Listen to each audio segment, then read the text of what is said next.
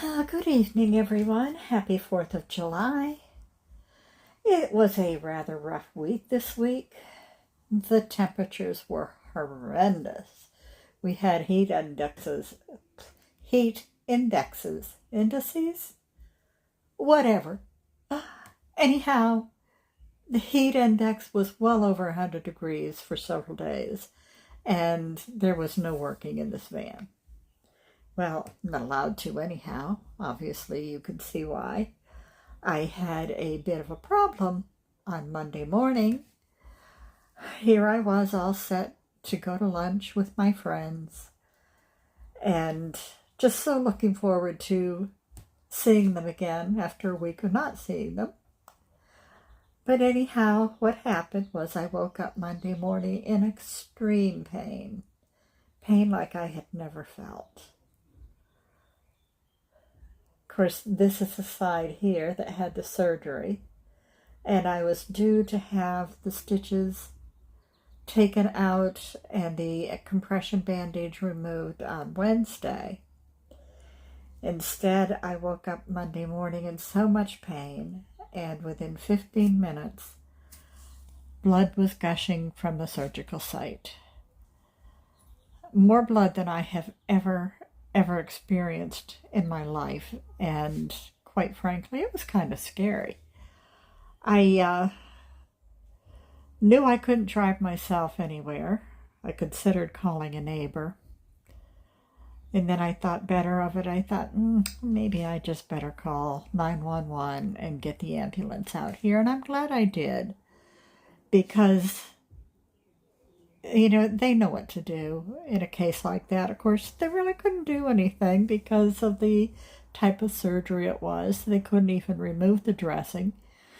But they did get me cleaned up, and I was a little bit shaky, so they took me into the emergency room by ambulance and monitored me for a while.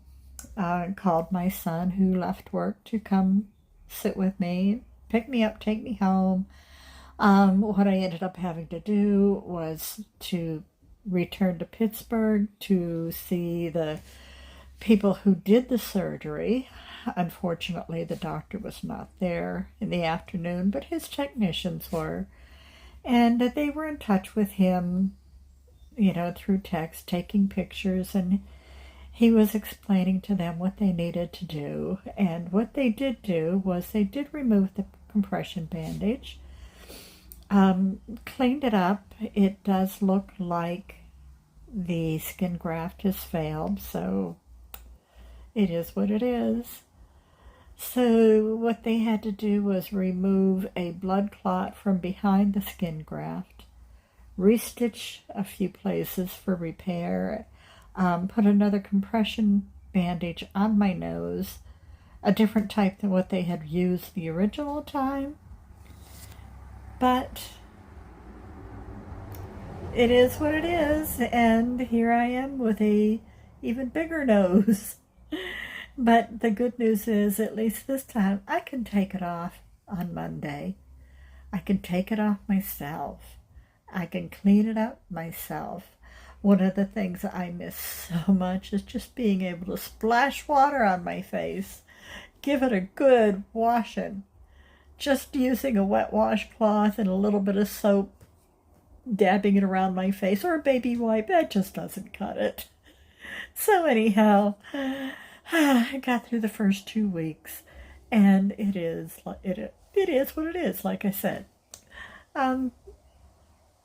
So I've had a very boring week, but it's another week toward healing, and hopefully we can move on real soon.